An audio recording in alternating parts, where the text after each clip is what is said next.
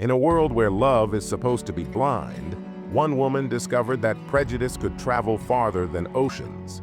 She was rejected time and time again, not for who she was, but for the color of her skin.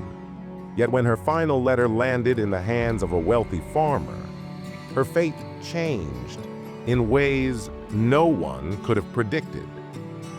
What began as a story of heartbreak and rejection soon turned into a tale that shook an entire town and proved that love has the power to silence even the loudest voices of hate. Stay with this story until the very end, because the twist in her journey will leave you questioning everything you thought you knew about love, courage, and what it means to truly see someone. Amara's journey began thousands of miles away, in a small village where dreams rarely stretched beyond the horizon. She had grown up with little, but her spirit was vast, filled with hope that one day she could build a life where she was more than just a shadow in someone else's story. When she stumbled across the possibility of becoming a mail-order bride, it seemed like fate had cracked open a door she never thought possible. It was not desperation that led her to write the letter, but the belief that love could be found anywhere, even in places she had never set foot in. Her words were honest, vulnerable, and filled with sincerity. She introduced herself not with fancy promises, but with truth. A hard-working woman, a believer in kindness, and someone longing for a partner who could see her heart before her skin. With every word she wrote, she imagined a man reading her letter and seeing her not as different, but as destined. She sealed the letter, unaware of how much it would change her life, or how much pain and rejection would come before her true story began. For when her photograph was first seen, many turned away. Not because she lacked beauty, but because her skin carried the history of prejudice, one that had followed her even into a future she had dared to dream. The letters came back slowly, each rejection striking heavier than the last. Some men didn't even respond after seeing her picture, while others scribbled cold excuses masked as politeness. "You seem lovely, but not what I am looking for," they wrote, as though her existence was a flaw. The truth was unspoken, yet painfully clear.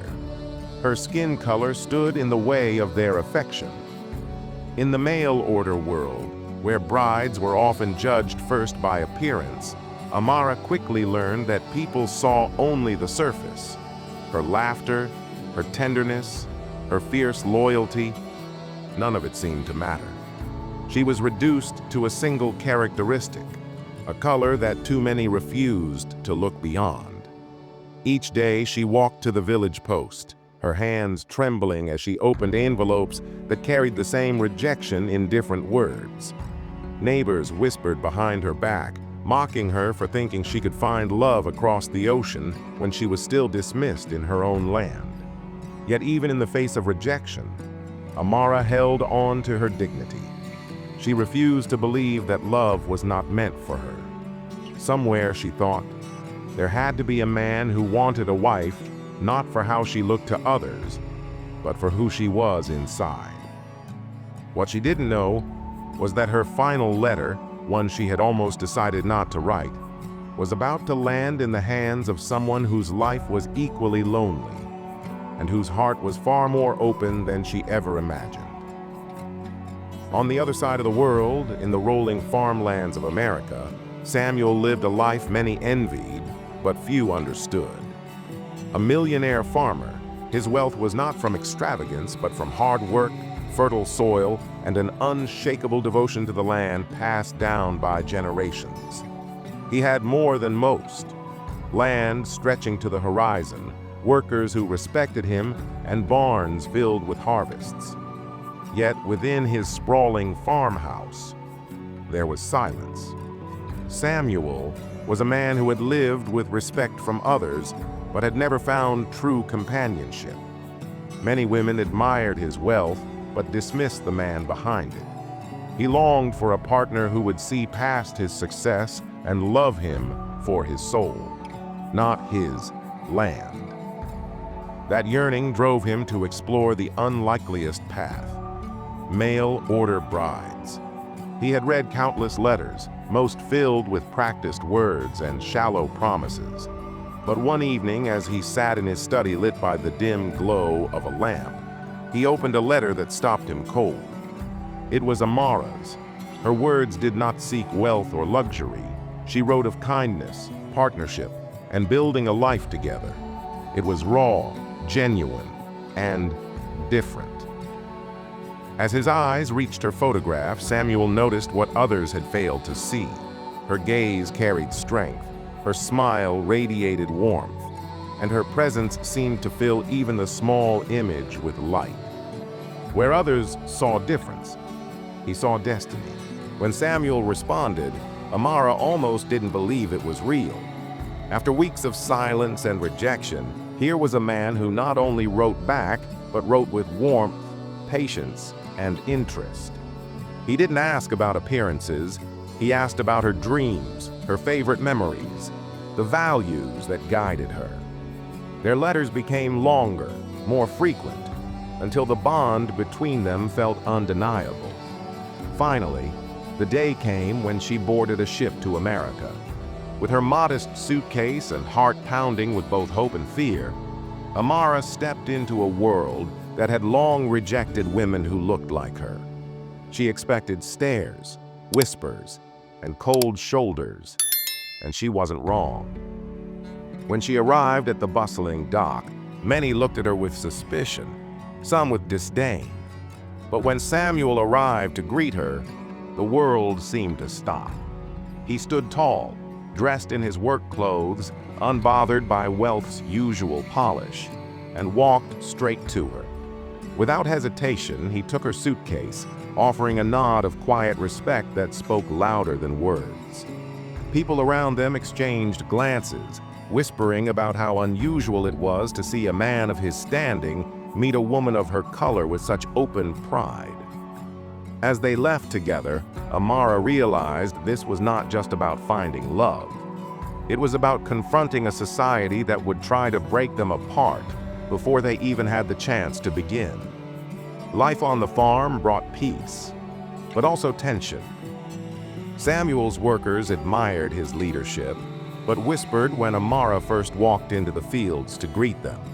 Some questioned quietly if she belonged there. Others exchanged looks that reminded Amara of every rejection letter she had received. Yet she didn't retreat. Each morning she woke before dawn to help with small tasks, showing respect for the land that gave Samuel his livelihood. Slowly, her dedication began to break down walls. Workers who once avoided her began to accept her presence, noticing the way Samuel's face lit up when she brought him lunch or walked beside him along the furrows. Still, not everyone approved. Neighbors passing by their home would sometimes make comments, their voices dripping with doubt. Why her? Or he could have had anyone. Amara carried these moments quietly, never burdening Samuel with the full weight of them. Yet, Samuel noticed. He saw the strength in her silence and the grace in her resilience. To him, she was not just a partner in love, but a woman whose courage could withstand the narrow minds of others. Over time, the farm itself seemed to embrace her. The fields she worked on began to thrive, harvests grew richer, and even the animals seemed drawn to her calm presence. Love was not just surviving between them, it was planting roots in soil that had once been hardened by judgment. Seasons passed, and with them, the couple's bond grew stronger. Samuel's wealth, though abundant, was never the centerpiece of their story. Instead, it was the small gestures, Amara's laughter echoing in the farmhouse halls, Samuel's quiet habit of leaving fresh flowers at her bedside, the way they faced the world's disapproval side by side rather than apart. But prejudice was a storm that never stayed silent for long. There were townsfolk, who openly questioned Samuel's decision, saying he was tarnishing his family name. Some even refused to trade with him, believing their disapproval would force him to reconsider. Yet Samuel's resolve only grew firmer. He had lived too long without love to let hatred steal it from him now. Amara, too, felt the sting of isolation. But instead of bowing to it, she found ways to bring warmth where others tried to bring coldness. She opened the farmhouse doors to the community, cooking meals, offering kindness, and treating even those who doubted her with respect. Slowly, hearts began to change. People realized she was not a stranger threatening their traditions, but a woman who embodied the very values they claimed to uphold: hard work, loyalty, and love. By standing tall together, Samuel and Amara began rewriting the story, not just of their own lives, but of an entire town struggling with the weight of its prejudice. Years later, the story of the farmer and his bride was no longer whispered with suspicion, but spoken with admiration. Children who once saw their parents sneer grew up seeing Samuel and Amara as proof that love was stronger than color, wealth, or the barriers of society. Their farm became more than a place of harvest. It became a symbol of resilience, where love and courage blossomed in soil once poisoned by bias. Amara never forgot the rejections, but she no longer carried them as wounds. Instead, she saw them as stepping stones that led her to Samuel. The world had tried to tell her she was not enough, yet here she was, deeply loved, fully seen, and forever valued. Samuel, too, found what he had searched for all his life.